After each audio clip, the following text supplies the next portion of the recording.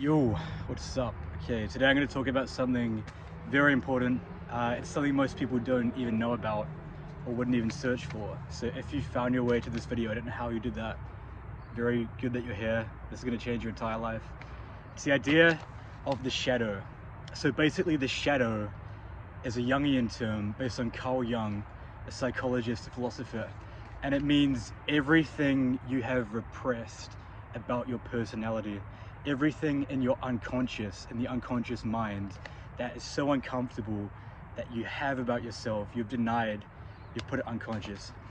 And basically the concept of the shadow is that if you have these aspects of your personality, which everyone has, and you don't own them, they're going to come up and they're going to come back and they're going to mess with your life. They're going to ruin your life. So we want to integrate the shadow. It's a bit of a esoteric concept. It's like an idea. So I'm going to give you some examples so you can see what the shadow is. So basically it's something you know about yourself, but it's so uncomfortable, you go unconscious and you want to deny it. And I'm going to talk about right now, so you can get a sense of it, the most common areas people have where they have a shadow. So there's a list of, I think, about 10 and 15 ways that you or someone you know will probably have. The first part of the shadow is this: everyone secretly fears that they're ugly and they're stupid and that no one will like them. And this is everyone. Doesn't matter how famous you are, doesn't matter how good you are at being a musician, doesn't matter how good looking you are, it doesn't matter how rich you are. The President of the United States is afraid of this. A therapist who talks about self-love all the time, they're afraid of this. A person with the most loving relationship has this fear. A person who's a billionaire like Jeff Bezos has this fear. A person who's a beautiful woman who has men and people constantly wishing they were them, they have this fear as well. The most successful people, the most unsuccessful people, they all secretly are afraid that they're ugly and stupid, and if they just they express themselves fully, everyone would hate them. Now, some people have it to lesser degrees than others. Some people are more assured or less assured in this than others, but you can assume that everyone you ever talk to, assume they have this fear and that you do as well. And that automatically will make it a bit easier to know. On the upside of this, everyone secretly thinks they're better than everyone. Everyone thinks that if the world was run the way I want it to, there would be no problems. Even if you're not to notice this, if you ever talk to someone who, say, has a PhD in, I don't know, economics, notice that when you talk to them and they disagree with you, you assume that they're wrong, even though they might have spent 10 years studying this. Everyone secretly thinks that they have the answers, that they're better than everyone, that they're the smartest person in the world, and also the opposite as well. Everyone thinks they're more stupid than other people. It's just the way the ego works. Everyone also, especially men, have a propensity to violence. During World War II, the soldiers who were traumatized, who came back, who had PTSD, you might think it was because they went overseas and they saw something happen, like they got their arm shot off, or they saw their best friend die. That's not necessarily why they have PTSD. Most people who have PTSD, they have that because they saw what they could do. Like, let's say you're someone who grew up in America, New Zealand, Australia, some Western country, you went off to war, all of a sudden a gun's put in your hand, someone's attacking you, and you shoot him. Well, what happened? A lot of soldiers, they found they enjoyed it, and they actually went crazy. Some people got a bloodlust and they went off, they brutally murdered other soldiers. And that's what gave them PTSD, because they were horrified at what they could do. So you need to understand, part of the shadow is we have an animal aspect. We evolved from apes. We evolved from chimpanzees. So when you're mad at someone, if you look in your psyche when that's going on, it goes right back to the chimpanzee aspect. Like when you're driving in traffic and someone cuts you off, this is a good exercise. You look at what you would actually do to them, what your mind's saying. Well, basically it's like something like this. You would run them off the road, you'd grab a brick off the road, and you'd bash their skull in. It's the chimp, it's the ape. You know, monkeys in the zoo, when they have a territorial fight, they will grab an ape, they will rip his arms off. This is gonna get very dark, by the way, this video. Maybe come back to this one, but I'm just gonna be honest about the shadow. They would rip its arms off, you know, they would beat it to death with it. They would murder the infants. You know, you look at the Vikings, you look at all these historically horrific times, that's still in your psyche. It doesn't mean you're gonna do it. You know, if you're watching this, you're in a Western society, doesn't mean you're gonna do it, and you probably won't, but that propensity is there. And if, say, there was a third world war, that may come out. That's part of the psyche. On the opposite side of that, in the shadow side, there is an attraction to suffering. People secretly like suffering, because if you can't get what you want, what will happen is the dark side of the ego, the dark side of the psyche, will try and become the best victim it can be. A good example of this is incel culture. Incels are people who think that they're never going to be attractive to a woman, and it's just because the world is unfair. Or people that complain, they hate rich people, you know, they say, well, society is up against me. I'm never going to be rich, it's just how it is, it's unfair. Or people that get into relationships and it always ends after a month. They say, well, I'm just not lovable, you know, people always break up with me, or my relationships never work out. If that's the case, part of you, I can guarantee this, I've yet to see or work with someone who hasn't had this. It's because part of you likes it. You secretly enjoy it, because you'll notice that when you're suffering or when you feel like you've been wronged by life, there's a sense of enjoyment out of that. There's a sense of satisfaction. That's part of this ego. That's part of the psyche. It's part of the shadow. It secretly likes suffering. You know, if someone gets into a relationship 10 times, all their partners are abusive, after a certain point, you got to think, maybe they like doing that. It's the ego. It's the shadow. You're unconsciously choosing it. You don't consciously choose it. Like, no one, if you ask them, would say, oh, I'd love to be in an abusive relationship. No one's saying that, but unconsciously, yeah, your shadow side will like that. It likes doing that. What else? What is denied tends to be expressed. So you'll see this all the time. There'll either be a priest, say a very conservative politician who, let's say, is against gay people, or like a priest who says, you know, being gay is a sin. What happens? They get into scandals all the time. Just Google this. You can find 5 examples. Some priest or some like pastor who said, you know, it's a sin to be gay, you should never do it. And then you'll find they're caught in a hotel room with a prostitute, with a male prostitute. Or there'll be, say, a spiritual teacher or a priest who talks about renunciation. Normally they end up in a sex scandal. Why is that? They're repressing a part of their psyche. Because part of your psyche is you want to have sex, you're a human being. You know, there's 7 billion people here. How did they get here? They got here by having sex. That's in your psyche. If you renounce it, it comes back. The shadow will come back, and it will come in some impulse or some thing that you can't avoid. And that's how you get into scandals. That's how you get, you know, all these high profile people, all these people speaking against something. They normally do the exact thing they speak against. Like heaps of pastors, they take drugs, they have scandals, it all comes out. You know, they talk about being pure, being like saintly. The more someone is preaching to you about being saintly, probably the more repressed anger they have, the more deviant thoughts they have, because they've denied this part of themselves and they're refusing to see it. So eventually it has to come up in some way. The more repressed a culture is, generally the more deviant stuff goes on behind the scenes. Like, you know what dating app? I don't know where I heard this. It might not even be true, but I heard it somewhere. The dating app that's responsible for the most pregnancies is a Christian dating app. Why is that? Well, because Christians are so repressed. They're taught that sex is bad. So their shadow side, which wants to have sex, I mean, you're a young person, of course you want to, it comes out. And the longer they repress it, the more strong this impulse is, until eventually something happens and they just go overboard. A good example of this is the movie Fight Club.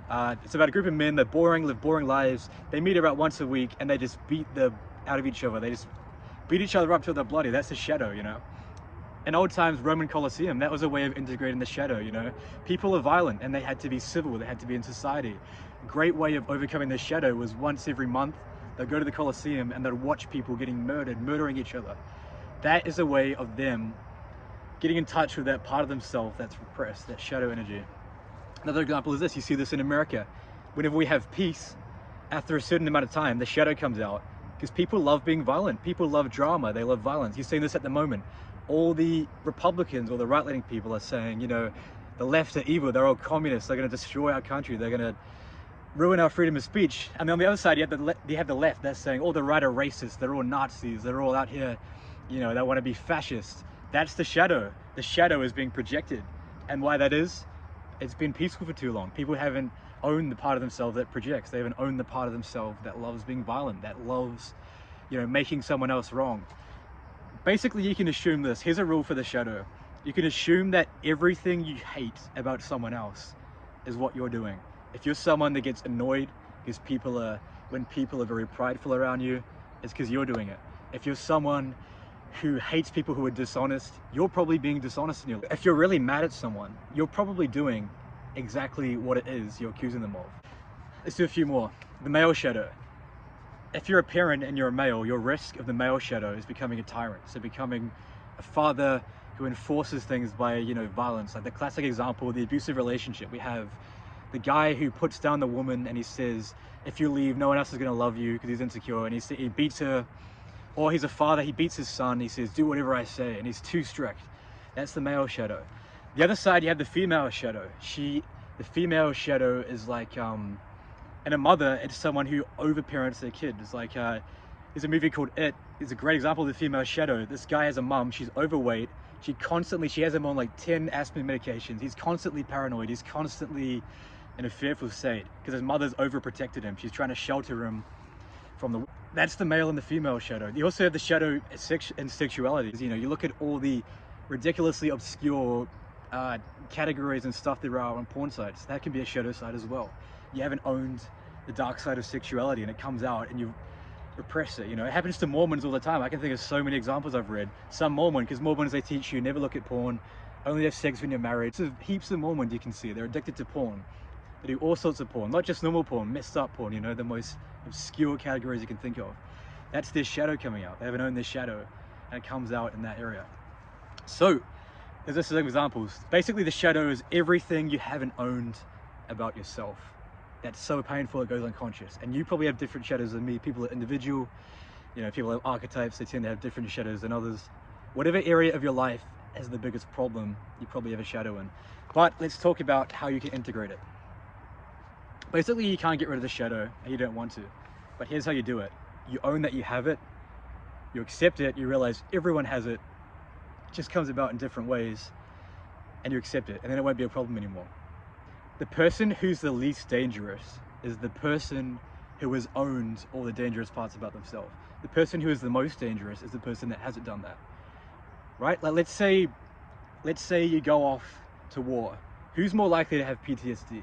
Someone who accepts that they have an animal brain and ego, and part of them loves violence and is able to control it, or someone who's denying that, and then they're going to get stuck in that situation and they're going to see all these impulses come out.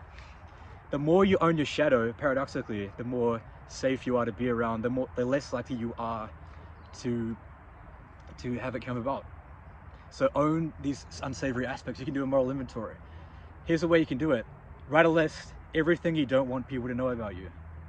And you just ask, even if you don't know it yet, you sit down, ask the question, what is it that I would be afraid for someone to find out? That's your shadow. Own it, recognize it's normal, everyone has this. People just have different shadows than others. Basically, it's the same thing. It's the same thing in different ways. You know, if someone's shadow is that they go out, they love smoking drugs, they left their daughter when the daughter was 1 because they got pregnant. That's the same shadow as someone who, let's say, has never been in a relationship, who's addicted to pornography, who's who lies all the time, who gets his way to be successful by cheating. It's the same shadow, it's just coming about in different ways, okay? It's just the selfishness of the psyche, of the ego. So you accept you have it. When you notice it, don't deny it, just think, yeah, okay, I have that, and you let it go. And also know it's not you. It's yours, but it's not you. So you can accept it. The way I would recommend accepting it is, I do have other videos on this, on the letting go technique. You can go, I'll actually put it in the description, my first video. That's a way of accepting an emotion and transcending an emotion. You can do that with the psyche of the shadow. So just accept you have these shadow thoughts, these shadow motivations. Just do the same thing as that. Let it come up, let it run through. I'll put that video in the description so you can do that. But basically, you just own it. You have a shadow, yeah, everyone does. That's what it is. You don't have to be perfect. You're not here to be perfect. You're here to integrate the shadow. You're a human being. You have a dark side. You also have a good side. On the opposite side, everyone has the capacity to change people's lives, to be loving, to be integrous, to be courageous, confident, to be all these good stuff as well, okay? You don't just have the shadow, you have the good side. That's what it means to be a human being. If you own the shadow, more of your good side can come out. Because you're aware of this, you're less subject to it. You're less subject to the negative. So if you're interested in this, I would make a list, explore your shadow, see what it is for you, and then own it, integrate it. You know, you don't have to tell anyone. You can keep it to yourself. If it's really bad, you can delete, do it on a computer or something, and then delete the file, you know, if it's particularly bad. But own the shadow and recognize everyone has this, and you're actually becoming more healthy and more integrated if you own this part of yourself. If you do this, you're going to find that your fear goes down. You know, you could spend 2 hours doing this. For the rest of your life, you're going to be less afraid because you've owned this part of yourself. You're less worried about people finding it out. you're less worried about what is there. You know, if you really look down, you'll find that it's never that bad, right? It's just, yeah, it's just the ego. It's just the animal. Everyone has it. So own this, your fear will reduce, and you'll be safer from this part of your shadow coming about in your life. You know, you won't get into a sex scandal like all the priests do, or all the people who say they hate, you know, they preach about monogamy, going off having 12 girlfriends. That won't happen to you because you've owned this part of yourself. Okay. Thanks for watching. I appreciate you. I love you. Let me know how it goes in the comments.